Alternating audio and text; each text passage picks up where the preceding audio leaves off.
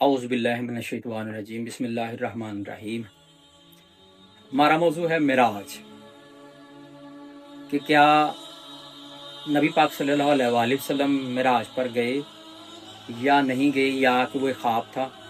अक्सर उलमा और अक्सर मुफक्किरीन इसको या तो ख्वाब कह रहे हैं, या वो कहते हैं कि नबी पाक सल्लल्लाहु अलैहि वसल्लम को जिस्मानी मिराज नहीं हुई, वो एक ख्वाब था, इससे ज़्यादा कुछ नहीं था। बाद वो रवायात भी पेश करते हैं।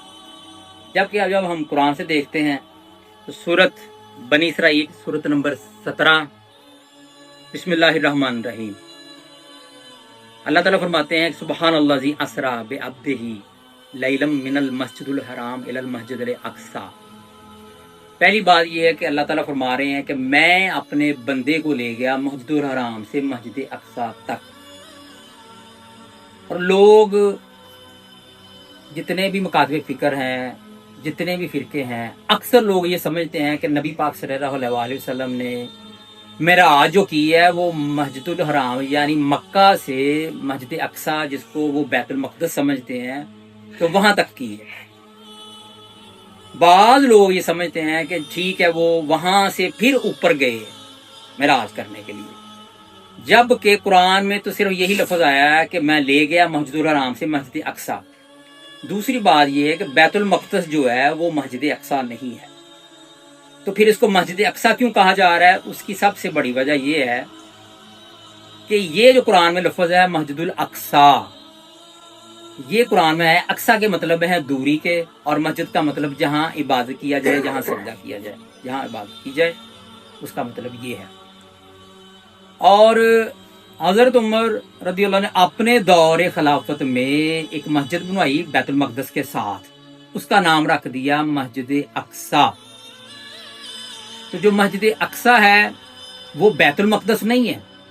इस कुरान के इस लफ्ज़ से उन्होंने एक मस्जिद का नाम मस्जिद अक्सा रख दिया। जिस तरह हम लाहौर में या गुजरांवाला में एक मस्जिद हो तो उसका नाम मस्जिद अक्सा रख दें। तो सवाल ये पैदा होता है कि क्या मस्जिद अक्सा तक ही नबी ने मेराज की? फिर तो वही बैतुल मक़दस को मस्जिद अक्सा कहा जा रहा है। आमतौर पर लोग यही समझते हैं, जबकि ये बिल्कुल गलत है। मस्जिद अक्सा जिसका कुरान में जिक्र है वो आसमानों पर एक मकाम, उसको कहा गया है, ना कि बैतुल मक़दस को मस्जिद अक्सा कहा गया। ये बहुत बड़ा मुगालता है, ये बहुत बड़ा ये शुबा है जिसमें लोग आज भी पड़े हुए हैं। वो समझते हैं कि नबी पाक वहां गए और वहां से फिर मेराज पर गए, जबकि मैंने बाज लोगों से यहाँ तक सुना है कि उनका अकीदा ही ये है कि नबी पाक सिर्फ अगर जो उन्होंने मेराज की है वो गए ही मस्जिदुल हराम से मस्जिद अक्सा यानी बैतुल मक़दस तक है। जबकि ये बात उनको यही नहीं पता, यही समझ नहीं आती कि मस्जिद अक्सा जो हज़रत उमर रज़ियल्लाहु ने अपने दौरे खिलाफत में बनाई है वो तो नबी पाक के बाद बनाई है। उसका नाम बैतुल मक़दस का नाम मस्जिद अक्सा नहीं है, उसके साथ एक मस्जिद है, उसका नाम था मस्जिद अक्सा, उन्होंने रखा। लोग इसी शुबे में पड़ गए हैं, वो यही समझते हैं, जबकि ये बिल्कुल गलत है। तारीख से ये साबित है। अच्छा, दूसरी बात ये है कि क्या नबी पाक सल्लल्लाहु अलैहि वसल्लम के साथ भी कोई गया? तो जब हम इस आयत में देखते हैं कि अल्लाह ताला फरमा रहे हैं कि मैं अपने बंदे को ले गया मस्जिदुल हराम से मस्जिद अक्सा तक, ना कि बंदों को, यानी जमा का सीगा नहीं आया, वाहद का सीगा। नबी पाक ही मेराज पर गए हैं और वो जिस्म समेत गए हैं, क्योंकि आगे हमें आयात बताती हैं कि किस लिए गए और क्यों गए। लोगों का ये सवाल है कि क्या अल्लाह को देखने गए या अल्लाह से मुलाकात करने गए थे?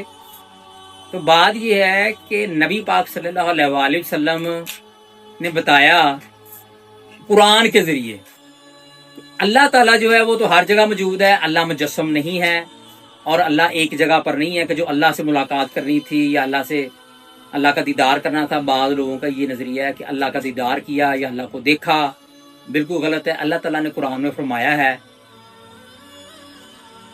कि मेरा जो चेहरा है वो हर शय फना हो जाएगी, क़यामत वाले दिन सिर्फ मेरा चेहरा बाकी रहेगा। तो चेहरे से मुराद अहले बैत ने फरमाया है कि वो हस्तियाँ जिन्होंने अल्लाह की मार्फत करवाई है वो हैं अल्लाह का चेहरा।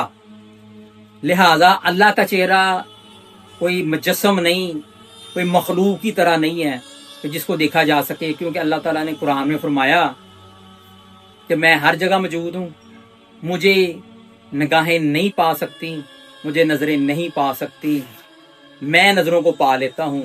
اور سورۃ اعراف میں اور سورہ انعام میں بھی اللہ تعالیٰ نے فرمایا موسیٰ علیہ السلام کے حوالے سے کہ موسیٰ علیہ السلام جب کوہ طور پر گئے اور قوم بنی اسرائیل کو لے کر گئے تو قوم بنی اسرائیل نے یہ مطالبہ کیا کہ ہم اللہ کو دیکھنا چاہتے ہیں۔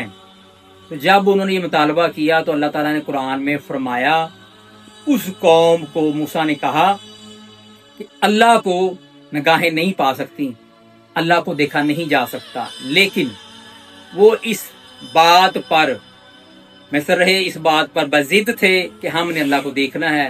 لہٰذا اللہ نے موسیٰ علیہ السلام کو کہا کہ موسیٰ ان کو کہو کہ اس پہاڑ کی طرف دیکھیں، اگر پہاڑ اپنی جگہ پر قائم رہا تو ان قریب یہ مجھے دیکھ لیں گے۔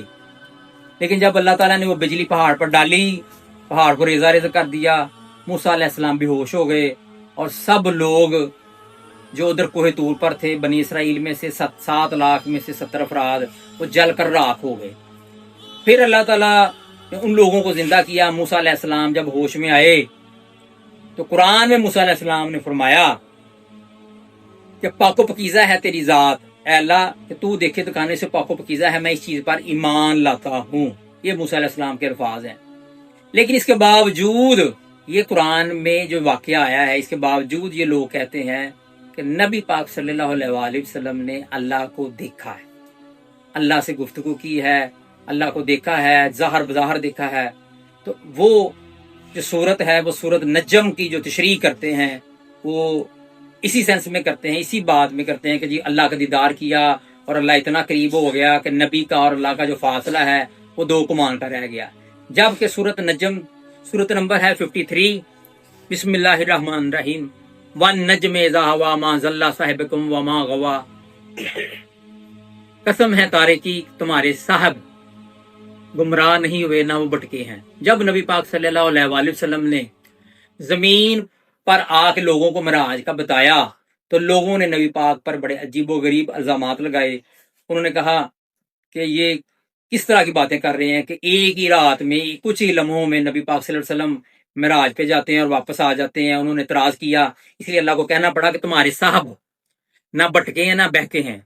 وما ينطق عن الهوى، کہ وہ اپنی خواہش نفس سے نہیں بولتے، وہ جو کچھ بیان کر رہے ہیں اللہ کی وحی سے کر رہے ہیں۔